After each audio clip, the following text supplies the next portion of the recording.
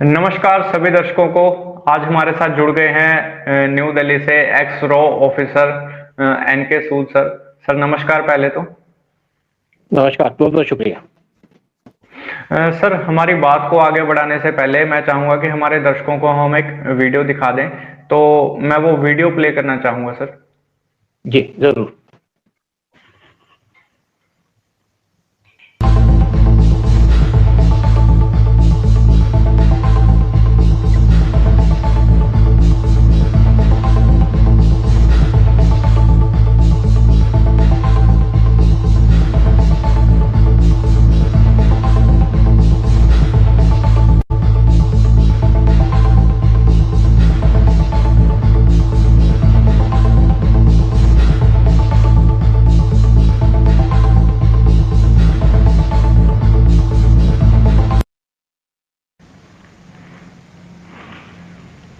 तो अभी जो हमने वीडियो देखी, ये जो वीडियो थी, ये पीओके से बिलोंग करती है, यानी पाकिस्तान ऑक्यूपाइड कश्मीर जिसे हम कहते हैं।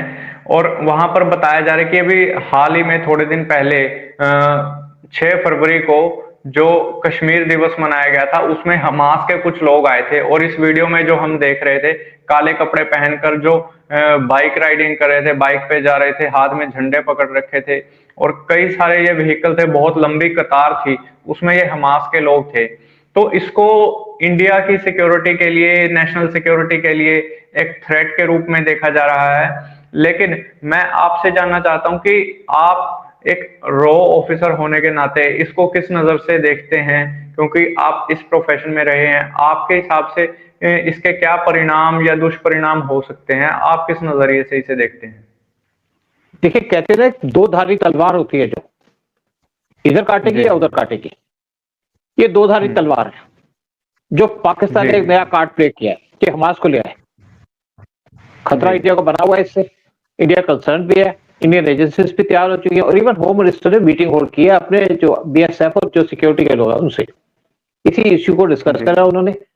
और क्योंकि इंडिया के लिए खतरा है और इंडिया के अंदर भी पाकिस्तान मिलिटेंट एक्टिविटी लाना चाहता है, लेकिन इसके साथ साथ पाकिस्तान को बड़ा भारी खतरा है।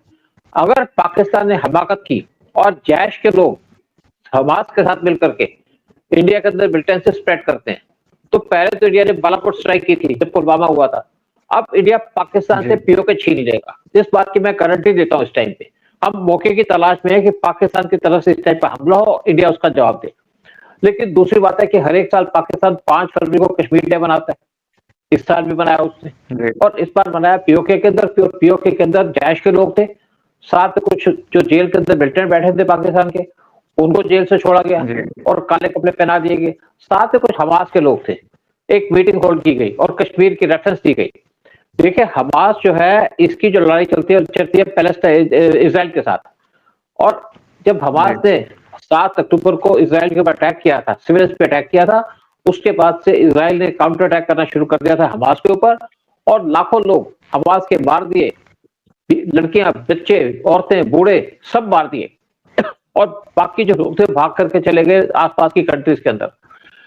अब जब ट्रंप आए पावर में, और इंडिया ने भी हमास, पहली बार इंडिया ने हमास की जो स्ट्राइक थी इजराइल की, उसको कंडेम किया था। 7 अक्टूबर को इंसिडेंट हुई थी पिछले साल, 2 साल पहले, पिछले साल। अब जो ये सिचुएशन बन रही है, ट्रंप के आने के बाद इजराइल के प्राइम मिनिस्टर नेतन्याहू, उनको यूएस के अंदर बुलाया गया, और यूएस के प्रेसिडेंट ने कहा भाई हमास के लोग ये एरिया छोड़ के चले जाएं, गाजा का एरिया, और ये एरिया दे दिया जाए इजराइल को।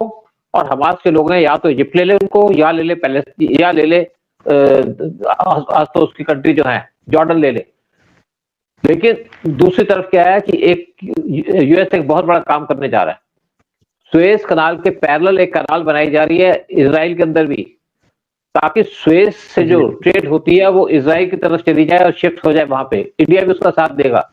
लेकिन अब प्रॉब्लम ये आती है कि पाकिस्तान क्या करना चाहता है हमास के लोगों को बुला करके। वैसे पैलेस्टीन के साथ इंडिया के बड़े अच्छे रिलेशन है, पीएलओ के साथ भी अच्छे रिलेशन थे जब इंदिरा गांधी पावर में थी। तो यासिर अराफात के साथ इंदिरा गांधी के बहुत अच्छे रिलेशन थे। लेकिन हम मिलिटेंसी को सपोर्ट नहीं करते, हम पैलेस्टीन को सपोर्ट करते हैं, और दूसरा इसराइल को सपोर्ट करते हैं कि इसराइल की को रहने की परमिशन देनी चाहिए पीसफुल तरीके से। तो अब क्या है, सिचुएशन कुछ फ्लूइड होती जा रही है, चेंज हो रही है। इससे पहले जब तालिबान आई थी पावर में अफगानिस्तान के अंदर 2021 में, तो पाकिस्तान ने कहा था कि अब यहाँ पे तालिबान आ गया, अब तालिबान के लोग हमारे लिए लड़ाई लड़ेंगे कश्मीर के अंदर और अब इंडिया से कश्मीर ले लेंगे। बहुत उनको उम्मीद थी, लेकिन तालिबान पाकिस्तान के गले में पड़ गया। तालिबान ने पाकिस्तान से कहा कि हम वहां तो लड़ेंगे नहीं, लेकिन जो तुम्हारा एरिया है, जो तुमने हम पे हमारे एरिया में कंट्रोल किया हुआ है, उसको छोड़ दो, वो हमारा एरिया है। जैसे वो कह रहे हैं कि यहाँ पे जो स्पेशली जो अफगानिस्तान के बॉर्डर से एरिया लगता है पाकिस्तान का, वो उसको क्लेम कर रहे हैं। तो पाकिस्तान इस टाइम पे स्ट्रगल कर रहा है, लेकिन दूसरी तरफ हमास को लेके आया। हमास के लोग क्या लड़ेंगे, इस पे एक बड़ा क्वेश्चन मार्क है, क्योंकि अगर हमास यहाँ लड़ाई लड़ता है तो इंडियन कोई गवर्नमेंट को या इंडियन आर्मी को बहुत वीक आर्मी नहीं है, इजराइल से काफी स्ट्रांग है हम, बहुत बड़ी आर्मी है हमारी, वर्ल्ड में हमारी आर्मी नंबर 2 पे आती है, और हम बहुत सालों से तैयारी भी कर रहे हैं, अपनी आर्मी को स्ट्रेंथन कर रहे हैं। तो पाकिस्तान अगर ये गलती करता है कि हमास के लोगों से आकर के इंडिया के अंदर मिलिटेंट अटैक करता है, तो पाकिस्तान से उसका पीओके छीन लेंगे। इंडिया सिर्फ मौके की तलाश में है, वक्त देख रहा है इंडिया कि ऐसे पाकिस्तान कोई गलती तो करे। जब भी पाकिस्तान से लड़ाई हुई हमारी, चाहे आप 1948 लगा लीजिए, चाहे 1965 लगाइएगा, चाहे 1999 लगाइएगा, तीनों बार पाकिस्तान ने इंडिया पे अटैक किया। और जब 1971 में पाकिस्तान ने इंडिया पे अटैक किया, तो इंडिया ने पाकिस्तान के 2 टुकड़े कर दिए। और अब अगर पाकिस्तान दोबारा से हमाकत करता है, क्योंकि लोग क्या होता है अपनी गलती से सीखते हैं, लेकिन पाकिस्तान गलती करके भी नहीं सीखता, और पाकिस्तान की तरफ से अगर मिलिटेंट अटैक होता है इस टाइम पे, तो पाकिस्तान को ऐसा सबक सिखाया जाएगा कि पीओके से हाथ धोलेगा पाकिस्तान। देखिए, जब यहाँ पे इन्होंने पहली बार स्ट्राइक की थी, पाकिस्तान ने इंडिया के अंदर मिलिटेंट स्ट्राइक की थी, तो इंडिया ने उरी अटैक किया था, तो इंडिया ने उस टाइम पे सर्जिकल स्ट्राइक की थी पाकिस्तान के अंदर। फिर जब पाकिस्तान ने पुलवामा अटैक किया, तो इंडिया ने बालाकोट स्ट्राइक कर दी। उसके बाद पाकिस्तान की मिलिटेंसी एक्टिविटी टोटली स्टॉप हो गई थी कश्मीर के अंदर, और आज कश्मीर को पूरे तरीके से इंडिया के अंदर मर्ज कर दिया गया, जब से आर्टिकल 370 हटाया और 35A हटाया। और अब पाकिस्तान अगर कोई भी कोशिश करता है, क्योंकि पिछले कुछ महीनों से पाकिस्तान कोशिश कर रहा है कश्मीर के अंदर डिस्टर्बेंसेस करने की, मिलिटेंट भेज के, लेकिन उसको अंदर से सपोर्ट नहीं मिल रही। और पाकिस्तान के अपने हालात इतने खराब हो चुके हैं इकोनॉमिकली कि वो अपने पैरों पे खड़ा नहीं हो पा रहा। लोन ले लेके भीख मांग मांग के पाकिस्तान सर्वाइव कर रहा है, और हमारी इकोनॉमी आज इतनी ऊपर चल रही है कि पूरा वर्ल्ड हमारी तरफ देख रहा है, इंडिया की तरफ देख रहा है। इंडिया की डिफेंस फोर्सेज आज बहुत स्ट्रांग है, लेकिन पाकिस्तान फिर भी बाज नहीं आ रहा। और ये जो हरकत करने जा रहा है पाकिस्तान कि हमास को लेकर के यहाँ पे लड़ाई कराएगा, तो पाकिस्तान को सबक सिखा दिया जाएगा। दूसरी बात, जो हमास के लोग आए इस टाइम पे, जो पाकिस्तान के अंदर बात करने आए थे, जो एक मीटिंग को अटेंड करने आए थे, वो आए थे ईरान से। ईरान से भी इंडिया के बहुत अच्छे रिलेशन है। ईरान कभी भी इंडिया के अंदर इन्वॉल्व नहीं होगा किसी भी चीज के अंदर, और अब भी इन्वॉल्व नहीं होगा।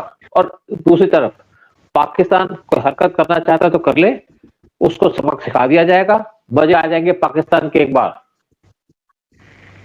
एक चीज इसमें और सामने आई है कि ये जो हम वीडियो देख रहे थे, इसमें तो हमास के मेंबर्स हम देख रहे थे, लेकिन उन आम मेंबर्स के अलावा, हमास के जो वॉलंटियर्स हैं उनके अलावा अगर हम बात करें, हमास के जो ईरान में प्रवक्ता हैं खालिद अल कदूनी, वो भी पाकिस्तान में आए थे, और पाकिस्तान में आकर के वो एक बहुत बड़े पाकिस्तान में जो लीडर हैं, इस्लामिस्ट लीडर हैं मौलाना फजलुर रहमान, उनसे वो मिले हैं।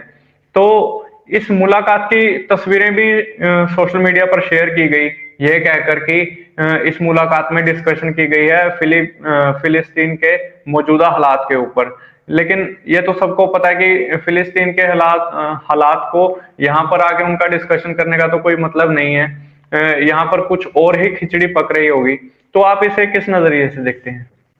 नहीं, देखिए, बिल्कुल पाकिस्तान जब भी करेगा उल्टी बात करेगा। पाकिस्तान को बड़ी चिंता पैलेस्टाइन की, लेकिन इतनी चिंता तो क्यों नहीं जाते? पाकिस्तान के पास तो बहुत से मिलिटेंट है, पाकिस्तान की आर्मी भी है, जाए लड़े वहां पे। हिम्मत तो है नहीं लड़ने की, क्योंकि पाकिस्तान की आर्मी लड़ने वाली नहीं है। और देखिए, मिलिटेंट अटैक कर सकते हैं वहां पे, अगर तुम्हारे को है तो हमारे को सपोर्ट करते हो तो अपने मिलिटेंट ग्रुप जाए, लड़े इसराइल के खिलाफ। नानी याद करा देगा इसराइल सबकी, वहां नहीं लड़ेंगे। फिर बात करते हैं पीओके की, फिर बात करते हैं कश्मीर की। अगर इन्होंने कोई हरकत कर दी, जैसे मैंने पहले कहा कश्मीर के ऊपर, तो इस पर इंडिया पूरा तैयार पड़ा है, पूरा तैयार बैठा है, और मौका ढूंढते इंडिया पाकिस्तान से पीओके छीन लेगा और पूरा वर्ल्ड सपोर्ट करेगा इंडिया को, चाहे यूएस हो, चाहे रशिया हो, चाहे कोई और कंट्री हो। तो पाकिस्तान एक गलती तो करने की कोशिश कर रहा है, वो उसको बहुत महंगी पड़ेगी।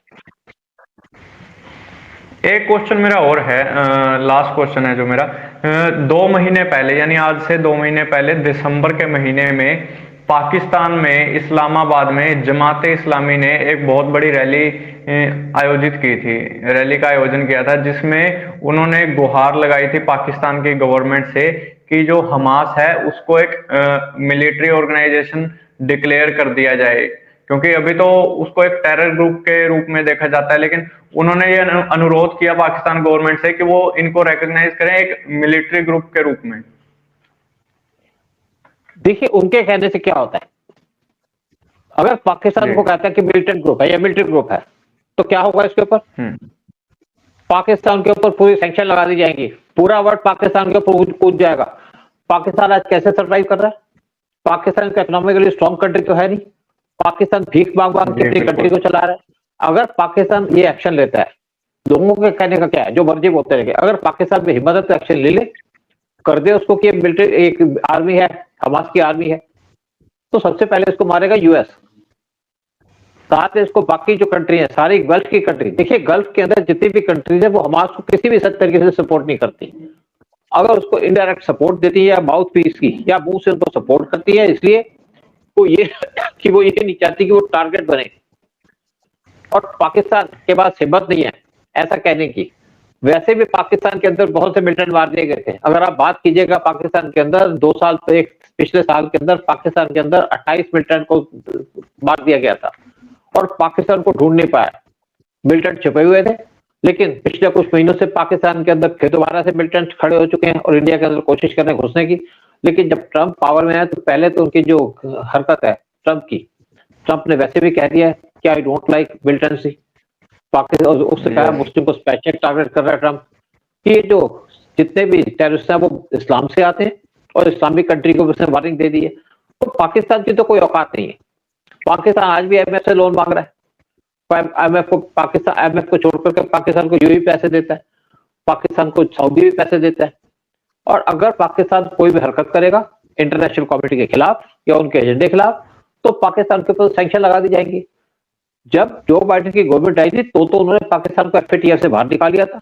अब फिर उम्मीद लगाई जा रही है कि पाकिस्तान बहुत जल्दी FATF की ग्रे लिस्ट में आ जाएगा। पाकिस्तान अगर FATF की ग्रे लिस्ट में आ जाएगा तो पाकिस्तान की इकोनॉमी टोटल डूब जाएगी। पाकिस्तान वैसे भी सर्वाइव नहीं कर पा रहा, पाकिस्तान के अंदर वैसे इतनी दिक्कत है, खाने पीने की चीजें इतनी महंगी हो चुकी है कि वहां पे लोग परेशान हैं। और ट्रंप के आते हैं मुझे लगता है कि ट्रंप पहले भी पाकिस्तान के ऊपर कुछ एक्शन लेने की तैयारी कर रहे हैं, तो पाकिस्तान का तो बहुत बुरा हाल हो जाएगा।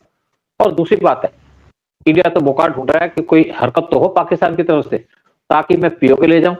लेकिन बहुत से लोग ये भी क्वेश्चन पूछते हैं कि अगर इंडिया POK ले लेगा तो इंडिया को क्या मिलेगा?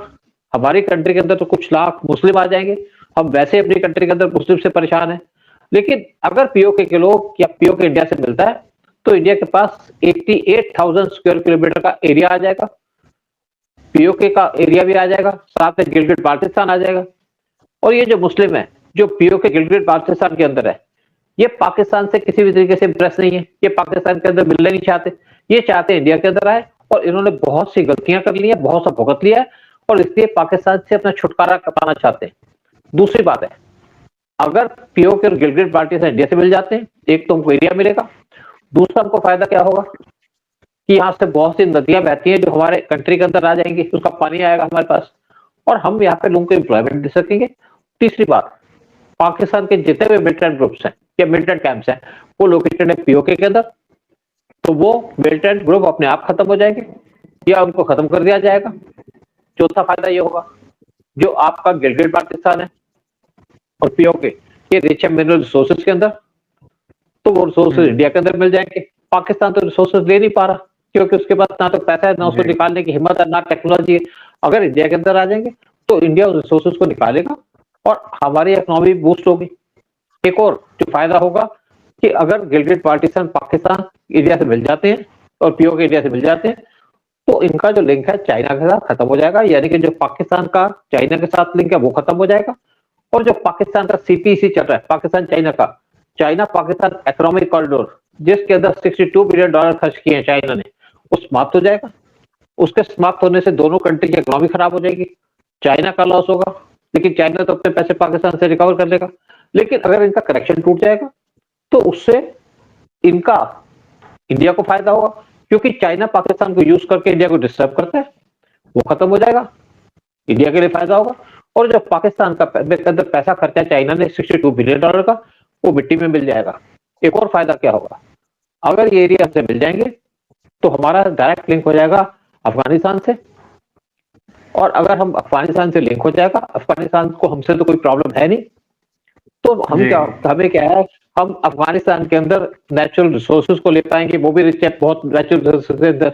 वैसे भी अफगान तालिबान ने हमसे रिक्वेस्ट की है कि आप अपनी एम्बेसी खोलिए और हमारी हेल्प करिए, जितने भी यहाँ पे मिनरल्स हैं निकालिए, ताकि हमारी इकोनॉमी बूस्ट हो। क्यों, दूसरी बात, अगर हमारा लिंक बन जाता है अफगानिस्तान से, तो एक हमारा पेट्रोल लाने का लिंक था तुर्कमेनिस्तान से, Tapi, Turkmenistan Pakistan, Turkmenistan Afghanistan Pakistan India, यानी कि हमारे पास डायरेक्ट गैस और पेट्रोल आ सकेगा, क्योंकि जितनी भी रशियन रिपब्लिक कंट्रीज है ये रिच है नेचुरल रिसोर्सेज के अंदर, यहाँ पे ऑयल गैस बहुत है, और ये सारी की सारी कंट्री है लैंडलॉक्ड।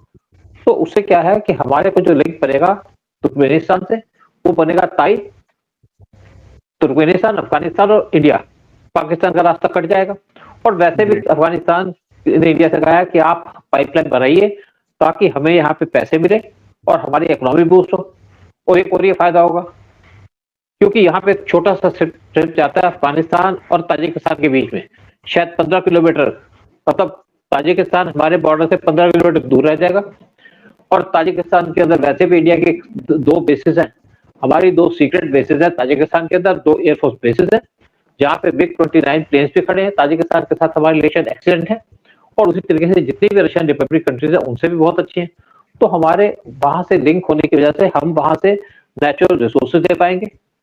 तो इंडिया यही चाह रहा है, क्योंकि इंडिया इस टाइम पे कोशिश कर रहा है जो रशियन रिपब्लिक कंट्रीज में पहुंचने के लिए ईरान के चाबार पोर्ट से, और हमको तब चाबार पोर्ट नहीं जाना पड़ेगा बल्कि डायरेक्ट आ जाएगा।